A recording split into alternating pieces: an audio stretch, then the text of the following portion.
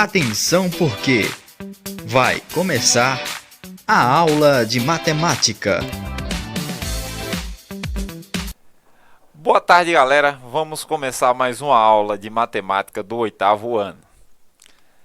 Começando com a correção das atividades da aula número 10. No primeiro exercício aí, estava escrito o seguinte: numa sala há 4 homens e 3 mulheres. De quantos modos é possível selecionar um casal de homem e mulher? Então, beleza. Primeiramente, você percebe que vai ter 4 homens, né, e 3 mulheres. Como eu posso fazer a formação desses casais? Simples. Só é você fazer a multiplicação de 4 por 3, certo? Então, a gente tem 12 possibilidades de formar casais, ok? Na segunda questão, ele diz o seguinte: quantas palavras contendo 3 letras diferentes podem ser formadas com um alfabeto de 26 letras? Beleza, então aqui a gente pode fazer um esquemazinho, certo? Ó, como são 3 palavras, né? Ou 3 letras, desculpem, 3 letras. Quantas palavras a gente pode fazer diferente, utilizando as 26 do alfabeto? Beleza. No primeiro caso, lembre-se que ele diz o seguinte, ó, são diferentes. Então, a letra que eu colocar no primeiro caso aqui, eu não posso repetir no segundo e nem no terceiro, certo? A letra que eu colocar no segundo, eu não posso repetir nem no terceiro e nem no primeiro, beleza? Então, vamos lá. Como sabemos que no alfabeto temos 26 letras, no primeiro caso aqui eu vou ter 26 letras, ok? Só que, digamos que eu use uma das 26 aqui. Quantas letras restam para colocar no segundo caso? Ou seja, 25, né? Porque eu não posso repetir as letras a letra que eu colocar aqui, eu não posso repetir aqui. No segundo caso, eu tenho 25 possibilidades para colocar as letras, ok? Só que se eu colocar aqui, eu não posso repetir aqui. Então, no terceiro caso, eu vou ter 24 possibilidades de letras, certo? Fazendo isso, só é fazer a multiplicação entre eles, ó, 26 vezes 25 vezes 24, certo? Com isso, a gente podemos ver que temos 15.600 possibilidades de formar uma palavra com 3 letras, sendo todas as letras uma diferente da outra. Essa quantidade aqui de 15.600 possibilidades, ok? Muito fácil, né? Muito fácil esse exercício. Vamos para o exercício 3. O exercício 3 ele diz o seguinte, ó, de quantas maneiras você pode ir da cidade X para a cidade Y. Percebam nesse desenhozinho aí, que a cidadezinha indo por X, né? No primeiro momento, ele vai ter primeiro caminho indo por X. Então, vamos colocar aqui, certo? No primeiro momento ali, eu tenho 3 caminhos para ir, né? Então, eu tenho 3 caminhos. Quando eu chego nessa outra cidade, na cidade A partir da cidade A, eu vou ter o quê? 5 caminhos até chegar à cidade Y. Então, só fazer a multiplicação, ó, 3 vezes 5, certo? Então, eu tenho 15 possibilidades aí, certo? Tenho 15 possibilidades. Já indo pelo Y, pela cidade Y, eu tenho lá no primeiro momento 4 caminhos, ok? Tenho 4 caminhos. Vezes, né? Depois da cidade B, eu tenho apenas 2 caminhos. Fazendo a multiplicação, tenho 8, ok? Após isso, eu posso fazer a soma da quantidade, tanto indo por X quanto indo por Y, né? Então, eu vou ter 15 mais 8, aonde eu tenho um total de 23 possibilidades de ir da cidade X até a cidade Y, ok? Aliás, vamos corrigir aqui, indo por A, né? e aqui por B, beleza? Só fazendo a correçãozinha dos caminhos, indo pela cidade A e depois indo pela cidade B, beleza? Muito fácil aí, né? Muito fácil. Vamos para a questão número 4. Na questão número 4, ele diz o seguinte: quantas senhas com 4 algarismos diferentes podemos escrever com os algarismos 1, 2, 3, 4, 5, 6, 7, 8 e 9. Então percebam aí que eu vou ter de 1, né? 2, 3, 4, 5, 6, 7, 8, 9. Tenho 9 algarismos aí, né? Tenho 9 algarismos. Só que ele quer que eu escreva uma senha com 4 algarismos, sendo que cada número aqui tem que ser diferente. Eu não posso repetir, certo? Eu não posso repetir os números nessa senha. Então, no primeiro momento, para o primeiro número da senha, eu vou ter 9 números, ok? Vou ter 9 números, certo? 9 números. Digamos que eu coloco o número 3 ali, né? Eu tenho 9 possibilidades, digamos que eu usei o número 3 aqui, ok? Então, quantos algarismos eu tenho agora para o segundo número? Só é contar 1, 2, 3, 4, 5, 6, 7, 8. Então eu tenho 8 possibilidades aqui, certo? Não repeti o número, o 3 eu já usei aqui, digamos que aqui no segundo eu utilizo 7, certo? Então, por terceiro aqui eu vou ter quantos agora? 7 possibilidades, certo? Lembrando que os números que subentendemos que eu estou usando aqui, eu estou riscando aqui. Digamos que eu usei o número 5 no terceiro quadrinho aqui. Quantas possibilidades agora eu tenho por quarto e último número? 1, 2, 3, 4, 5, 6. Então, tenho 6. Para o primeiro quadrinho, eu tenho 9 possibilidades, que seriam os números todos. Para o segundo, se eu usei um número aqui, eu não posso repetir ele aqui, eu tenho 8 possibilidades. Usei 2 números, primeiro e segundo número. No terceiro algarismo aqui, eu vou ter apenas 7 possibilidades, ok? Usei o terceiro número. Para o último, eu vou ter apenas 6. Basta fazer a multiplicação, ó, 9 vezes 8 vezes 7 vezes 6. Com isso, eu tenho um total de 3.024 possibilidades, ok?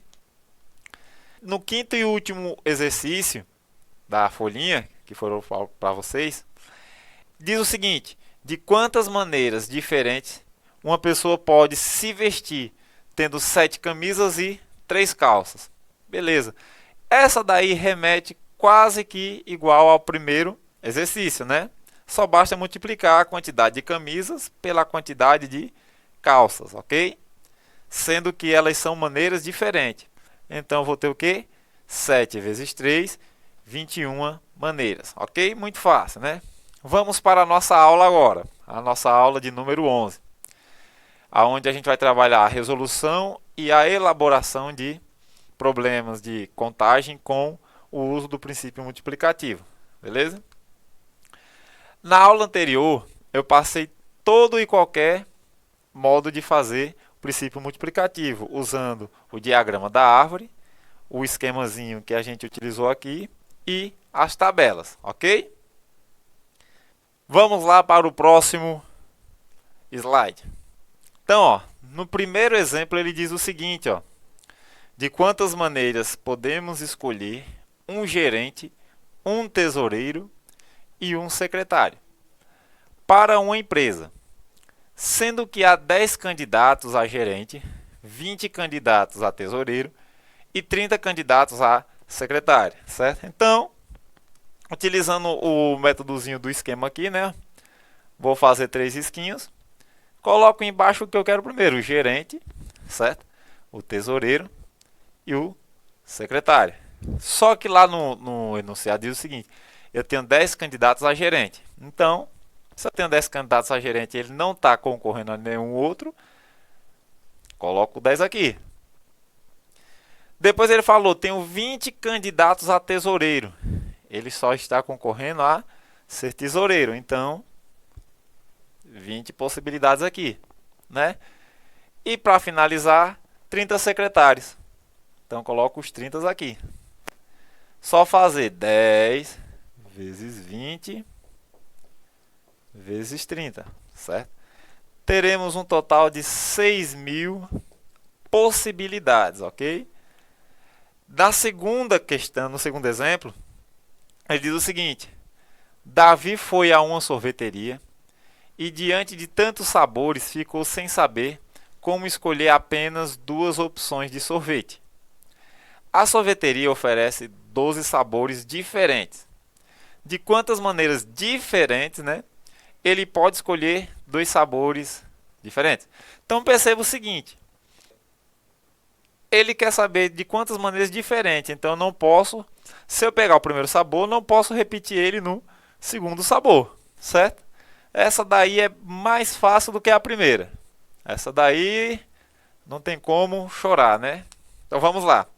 Se no primeiro momento a sorveteria tinha 12 sabores, então para o primeiro sabor aqui, primeiro sabor, ele pode ter as 12 possibilidades. Só que ele escolhendo um para o primeiro sabor, o segundo sabor, ele só tem agora 11 possibilidades, certo? 11 possibilidades. Então, só é fazer o cálculo de multiplicação. 12 vezes 11, né? Aonde temos um total de 132 possibilidades de escolher os 2 sabores diferentes, ok? Muito simples, né? No terceiro exemplo, ele diz o seguinte, ó. Lembrando que a gente está chegando em época junina aí, né? Vamos fazer essa questãozinha já pensando, né? Vamos dividir aqui. Ele diz o seguinte: em uma turma há 3 rapazes, Antônio, Beto e Cido, certo? E 5 moças, Duda, Elba, Fátima, Gabriela e Hermina, certo? Deseja-se formar casais de sexos opostos para uma quadrilha junina. Quanto e quais casais podem ser formados? Primeiro, ó, vocês vão ver que eu fiz uma tabelazinha, coloquei a parte de cima só o nome das moças e descendo só o nome dos rapazes, certo? Então, Antônio vai ser representado pela letra A, Beto pela letra B e Cido pela letra C. Da mesma forma, em cima, eu estou representando com a primeira letra do nome das moças, certo? Formando os casais, percebam que a primeira linha aí, onde está o nome de Antônio, eu coloquei de vermelho, vai estar Antônio e Duda, Antônio e Elba, Antônio e Fátima, Antônio e Gabriela, Antônio e Hermínia. Essas daí são as possibilidades de formar os casais com Antônio e as 5 moças. Então eu tenho 5 possibilidades aí, certo? Embaixo com Beto eu fiz a mesma coisa. Peguei e formei os casais aonde Beto seria par de uma moça dessa daí. Então também tenho 5 possibilidades, ok? Na terceira linha, Cido, ele fazendo par com uma das 5 moças, certo? Quando a gente vai fazer a conta, ou seja, ó, em cima eu tenho 5 possibilidades, na segunda linha mais 5 possibilidades, na terceira linha eu tenho mais 5 possibilidades, eu posso fazer esse cálculo, né? Ó, 3 rapazes vezes as 5 moças. Então temos 15 possibilidades, certo? Tenho 15 possibilidades de formar pares, certo? Ok? Na quarta questão, ele diz o seguinte, ó. Percebam que o enunciado é um pouco mais diferenciado dos outros, mas mesmo assim conseguimos fazer. Basta ter só um pouquinho de conhecimento sobre essas partes aí, ó. Então, ó, Cristina nasceu em um dia par, né? De um mês ímpar, de um ano par. Então, beleza, vamos lá. Primeiro ela nasceu em um dia par, ou seja, dentro de um mês ela nasceu em um dia par. De um mês ímpar, então durante um ano ela nasceu em um mês ímpar. De um ano par. Beleza, então até aí a gente já dá para ter uma noçãozinha. Sabendo que ela nasceu após 1991 e antes de 2014, certo? Quantas são as possíveis datas para o nascimento de Cristina? Então, embaixo a gente juntou os dados, né? Nados não, os dados.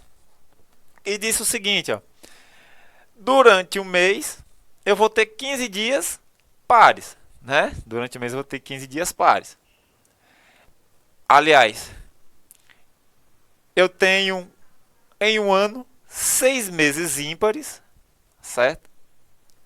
E entre 1991 e 2014 eu vou ter 11 anos pares. Beleza, então vamos entender aí, Primeiro, ela nasceu em dia ímpar. Um dia par. Cristina nasceu em dia par. Beleza, então eu tenho 15 dias pares durante o mês, certo? Lembrando que esses meses eles têm que ser ímpares. Quantos meses ímpares a gente tem em um ano? 6 meses, certo? E entre 1991 e 2014 eu tenho 11 anos pares. Então só é fazer a multiplicação aí e correr pro abraço, né? 15 dias pares durante o mês que ela pode ter nascido, certo? Em um ano eu vou ter 6 meses ímpares, né? E entre o intervalo de 1991 e 2014 eu vou ter o quê? 11 anos pares, né? Então, fazendo o cálculo aqui, eu tenho um total de 990 possibilidades, certo? Eu tenho 990 possibilidades dela nascer nesse sistemazinho aí, ok? Beleza? Na quinta e última exemplo, ele diz o seguinte, Ânica confecciona bolsas artesanais. Ela dispõe de 4 diferentes tipos de fecho, 3 diferentes tecidos para a bolsa e 6 cores distintas para a flor a ser utilizada como o toque final. Além disso, ela consegue fazer 2 modelos distintos de alça. Ânica promete exclusividade, ou seja, você não vai achar outra bolsa igual, a todas as suas clientes. No máximo, quantas clientes poderão comprar de Ânica até que ela modifique suas disponibilidades. Então, primeiramente, a gente vai analisar o seguinte, eu tenho 4 possibilidades, né? 4 possibilidades de fechos, né? Depois eu vou ter 3 tipos diferentes de tecido, né? Depois eu tenho 6 possibilidades de cores para a flor, né? E para finalizar, eu tenho 2 possibilidades para alças, né? 2 possibilidades. Fazendo a multiplicação aqui, eu tenho 144 possibilidades de bolsas diferentes, ou seja, 144 compradoras, né, clientes, vão ter essas bolsas uma diferente da outra, beleza? Galera, assistam a aula, façam as atividades direitinho e até a próxima aula.